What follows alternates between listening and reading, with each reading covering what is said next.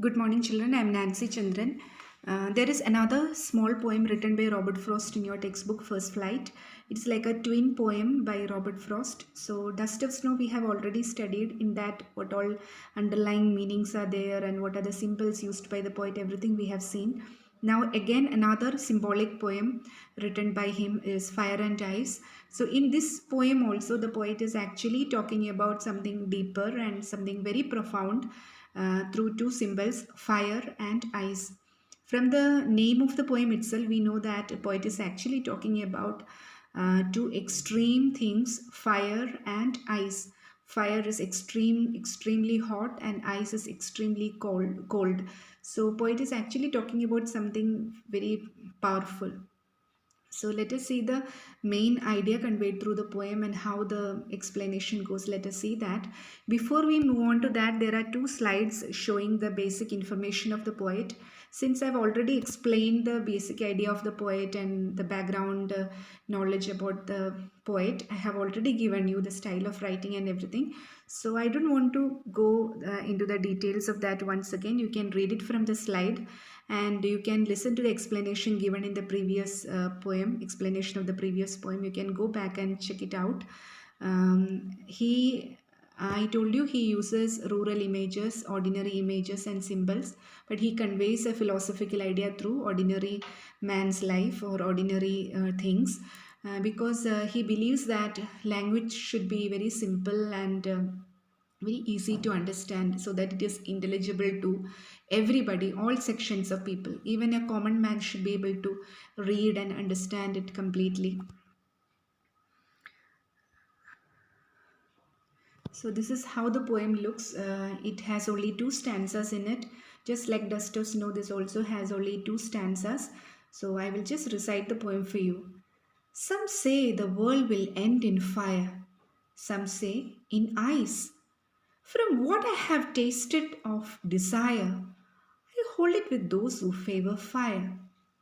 But if it had to perish twice, I think I know enough of hate to say that for destruction, ice is also great and would suffice.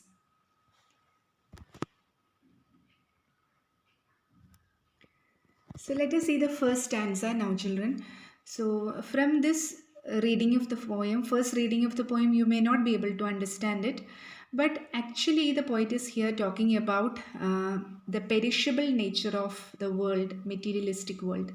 Perishable means which can be destroyed.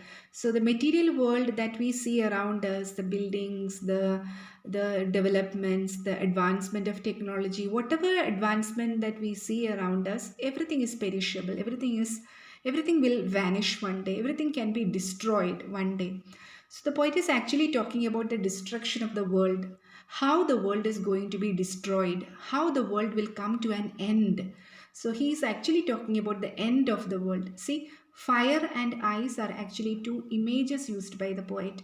Through this small poem, the poet is actually talking about a deeper meaning, that is the end of the materialistic world.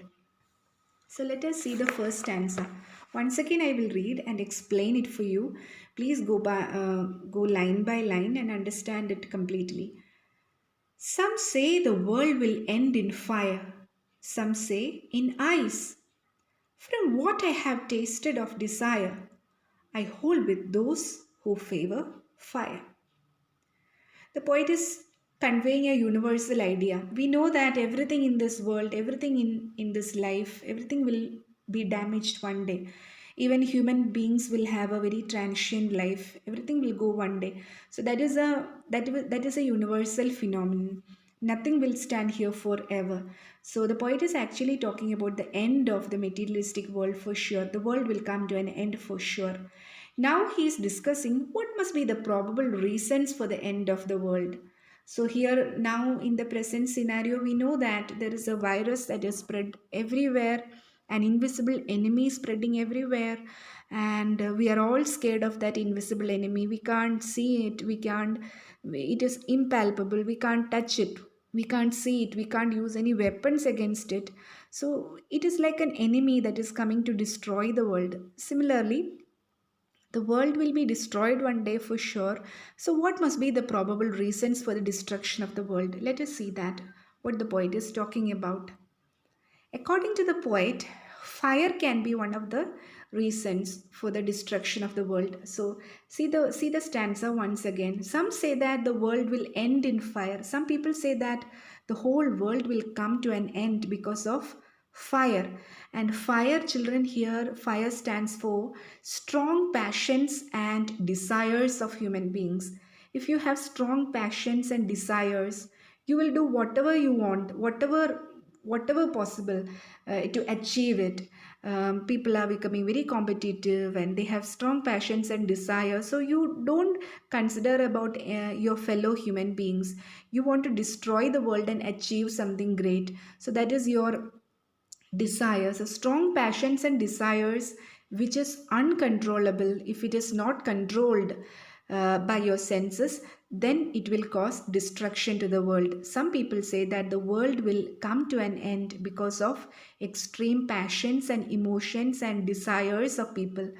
So fire is actually a symbol for passions and desires, strong desires that will create a damage to the world. Some people say that. And some people say that because of ice, the world will come to an end. So, ice is actually, children, I'll tell you more details about it. Ice is also a symbol. Okay, and what according to the poet, he had tasted the damages of fire. He had experienced that uncontrollable desires and passions are very, very dangerous to the world. He had tested it, he had experienced it, he had seen it in the actual world. So he believes that people who support fire, yes, they are right. I also agree with them. I also believe that the world will come to an end because of desires, because of strong emotions and passions and desires of people. So poet is agreeing with those categories of those category of people, those sections of people who support that argument, because it creates a lot of conflict and finally cause the end of the world. That is what is written in the slide. I have given that explanation. Desires will create conflict naturally, because you become very competitive, you are least bothered about your fellow beings. Because of that, conflict arises. Thank you, children. Let us move on to the next stanza in the next slide.